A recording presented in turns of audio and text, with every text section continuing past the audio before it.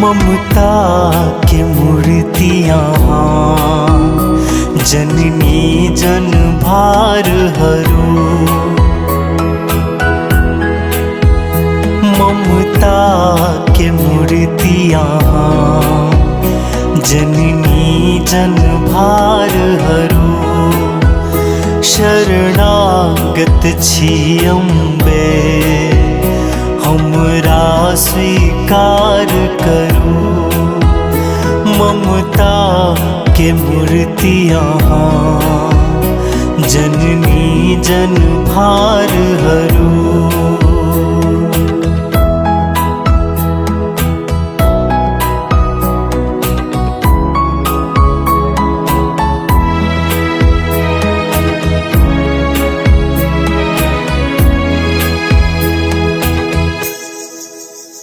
हम जग भर बउआयल जग में नहीं कियो अपन।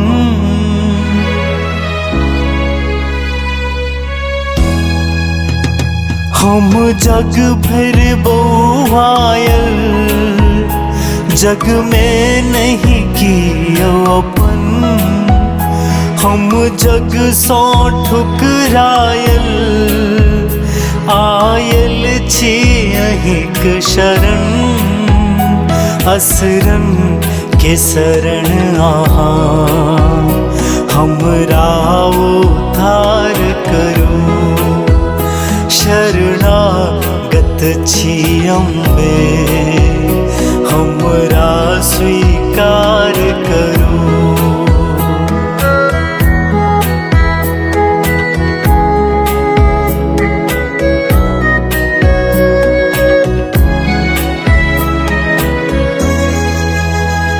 जकरा कोनो कष्ट पड़ल आयल कानत अहाँ के शरण।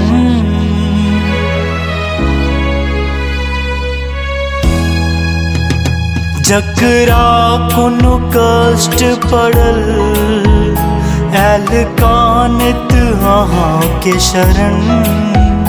सब कष्ट मिटा दै छी जे पूजा अहाँ के शरण। दया दृष्ट दुलार भरल माथा पर हाथ धरू। शरणागत छी अम्बे हमरा स्वीकार करू।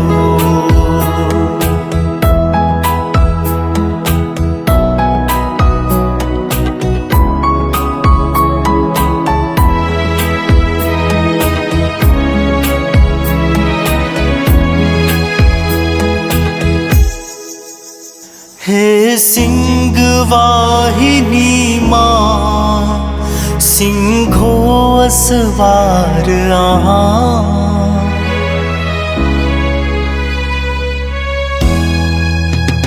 हे सिंह वाहिनी माँ सिंहो असवार आहाँ।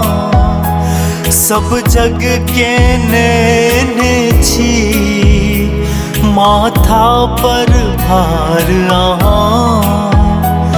आहाँ करुणा के सागर शीतल संसार करू। शरणागत छी अम्बे हमरा स्वीकार करू। ममता के मूर्तियाँ जननी जन भार हरू।